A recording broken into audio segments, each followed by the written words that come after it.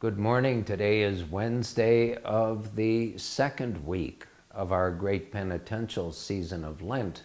As I did last week, so I would like to do this week also.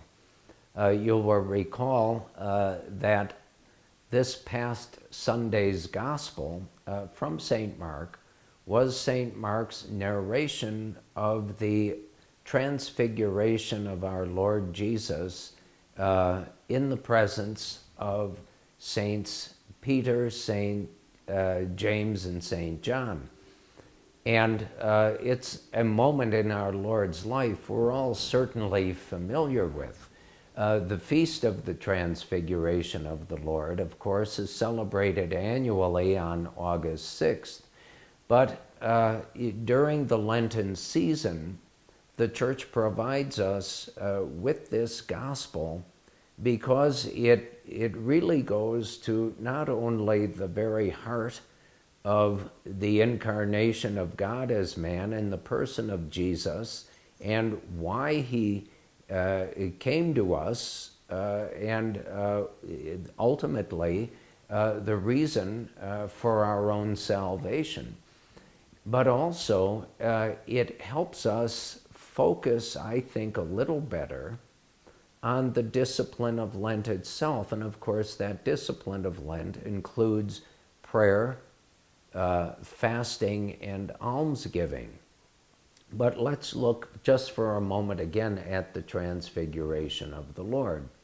Now, as St. Mark describes this moment in our Lord's life, and you'll find a description of the transfiguration in both St. Matthew and St. Luke as well. It does not appear to us to last a long time, but Jesus doesn't take all of his apostles with him, just Peter, James, and John. And as St. Mark says, he is transfigured before them. His countenance becomes brilliantly bright. His clothes become white, as he says, beyond anything a fuller could do to make clothes bright and clean. And he's seen discussing his coming passion and death with the two greatest prophets of the Hebrew Old Testament, Moses and Elijah.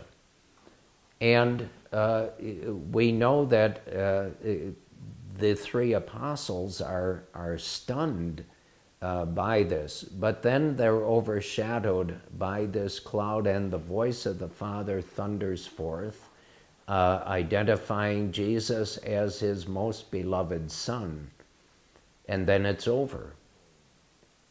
Now, what the Church has from ancient times, really from it seems the time of the apostles themselves, as St. Peter in one of his epistles recounts that transfiguration of the Lord for the Christian community for whom he's writing. But the early church fathers, and both of the East and the West, preach and write a good deal about the transfiguration of the Lord, and it seems there's a common understanding of the early church, and this has continued to the present day, that the Lord is transfigured in order to let Peter, James, and John, and eventually all the apostles understand that his coming passion and death will not be an end. It results in the resurrection and the glorification of the Lord.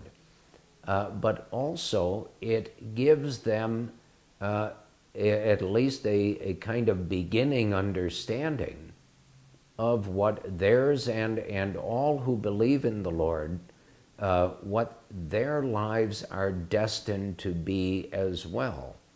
It's not just Jesus transfigured to show them he will rise from the dead in glory and return to the Father, but it's also to help them and us understand that our lives now are destined to be transfigured as we pass through death into eternity as the faithful disciples, the faithful followers of Christ, in order to be united with Him for all eternity in His glory, which is the glory of God Himself. And so it might be well that for the rest of this week, leading up to next Sunday, the third Sunday of the Lenten season, you may want to reread from St. Mark's Gospel his description of the transfiguration of Jesus, because while it certainly focuses our attention on the fact that His passion and death ended in the resurrection of the Lord from the dead, it helps us understand that our lives from beginning to end are destined for that same glory if we remain faithful and persevere in our following of Christ each day in our own lives. And so may this second week of Lent be a time of great grace and fruitful growth in our lives of faith.